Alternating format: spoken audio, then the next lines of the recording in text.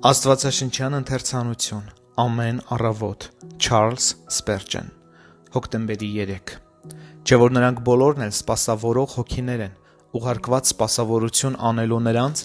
ովքեր փրկության ժառանգորդներ պիտի լինեն։ Եբրայեցիների 1:14 Հրեշտակները Հիսուսով սրբերի անտեսանելի օգնականներն են,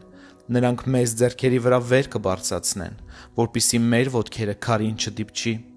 Աստծո սիրելի զավակների հանդեպ նրանց գերուշադրությունը բացատրվում է Տիրոջ հանդեպ իրենց հավատարմությամբ։ Նրանք ուրախանում են երկրի վրա անառակ որդու վերադարձով հոր տուն և ողջունում են հավատացյալի ժամանումն արքայական ապարանք երկնքում։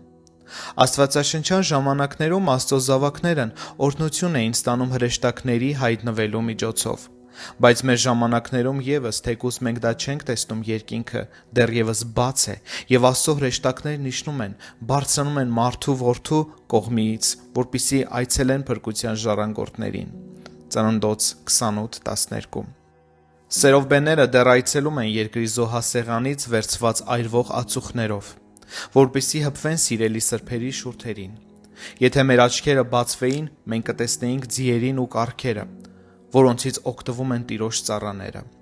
4 Թագավորաց 6:17 Հրեշտակների անհաշվելի խմբերը պահպանում են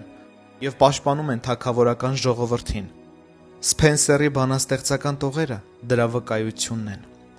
Որքան հաճախ են թևերով ոսկե, ճեղքում եթերը հրեշտակները, և կործանվում են թշնամիները, իսկ մեզ սրբերիս տալիս են անդորր։ Ինչ բարձրության են բարձրացվում Աստծո ընտրյալները, երբ երկնային հրեշտակները դառնում են մեր ջերմեռանդ ծառաները։ Ինչ չտեսնված աստիճանի է հասնում Աստծո հետ մեր հաղորդակցությունը երկնքի անարատ բնակիչների հետ հանդիպման վայրից ի վեր։ Որքան հուսալի ենք մենք պաշտպանված, երբ Աստծո 100 հազարավոր մարտակառքերը պատրաստված են մեր փրկության համար։